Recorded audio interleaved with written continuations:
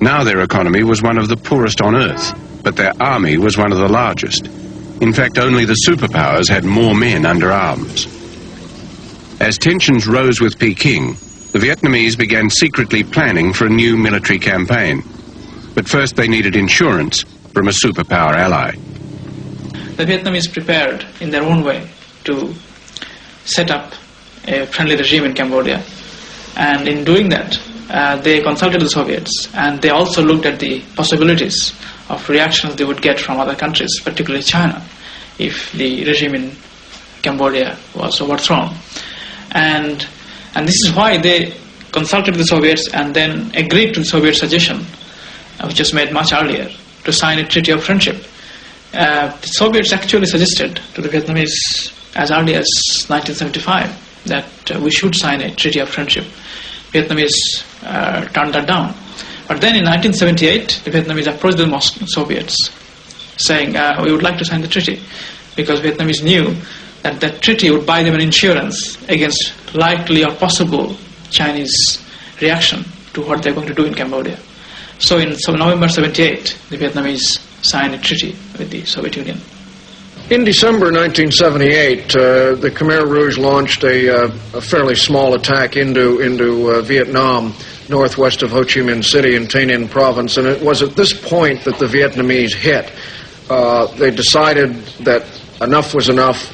They were going to go for broke. They had neither the political nor the underlying current of a revolution in Kampuchea, and they decided to go for broke. They did this with a tactic known as the Blooming Lotus, which merely is a textbook drive straight down highways. They picked 3 main highways into Kampuchea, where all highways lead to Phnom Penh, and they simply drove down the highways, splitting up the Pol Pot forces as they went.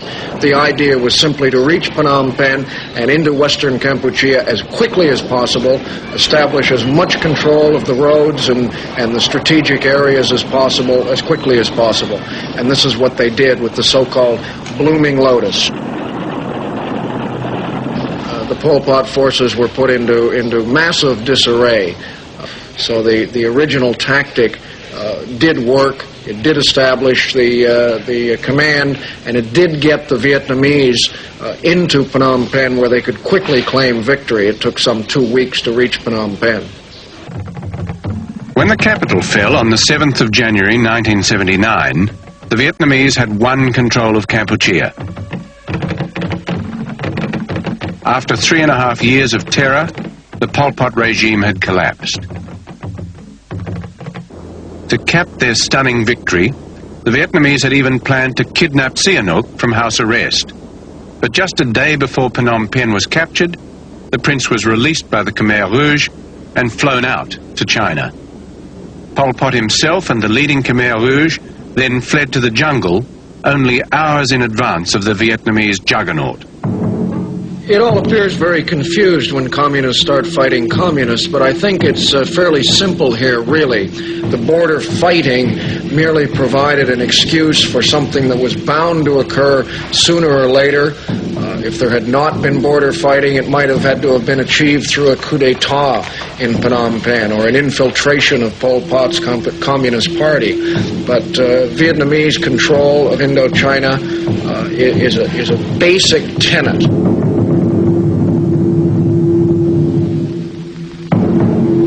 This used to be a prosperous business quarter. It's now an empty shell. The people of the city went away with only their bare hands. Had liberation been late in coming, had it been postponed by only 5 or 7 months, how many would be left of the population of Kampuchea? North of Phnom Penh, about 10 kilometers from the Po Chen Tong airfield, was a weapons yard of about 4 hectares in area. It contained thousands of tons of artillery ammunition.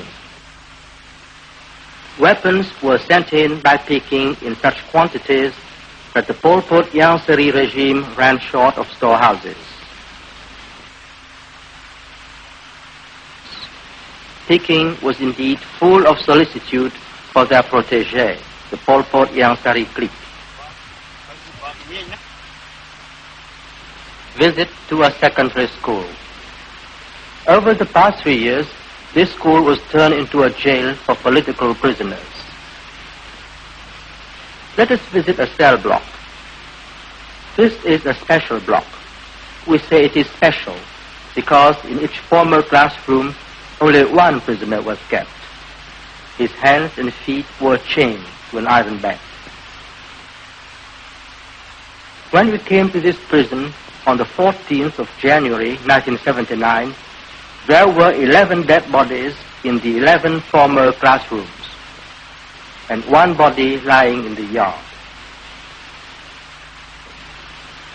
In this compound, we found a large number of prisoners' files and photographs.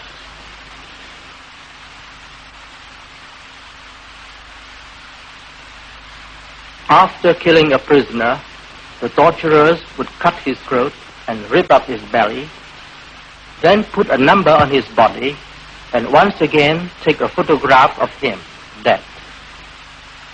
What did they do it for?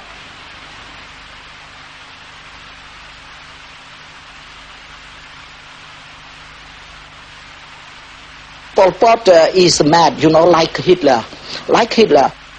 And the Pol Pot, they had to suppress all opposition, to wipe out all opposition, including many communists in his own party, in order to remain the master of Cambodia. Among the photographs of the dead prisoners are portraits and statues of Pol Pot. No comment is needed.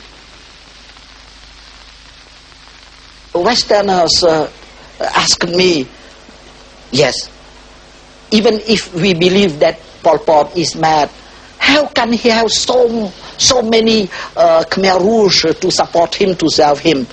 And when Hitler was in power in Germany, could you say that the German people was bad, or the German elite was bad? But it happened that everybody, you know, at least followed him, and he had at his disposal many madmen, very bad, like Himmler, etc. So Pol Pot has Himmler, his Himmler, etc. The same phenomenon. We found these children in the office building. All were paralyzed with hunger and fear. Who are their parents? And where are they now? Just imagine the horrible days these children spent in this blood-stained compound. That men like Pol Pot and Hitler can have supporters. That is a phenomenon, but in conformity with the misery of our mankind, you know, our earth lacks God's luck. Our earth lacks God's luck.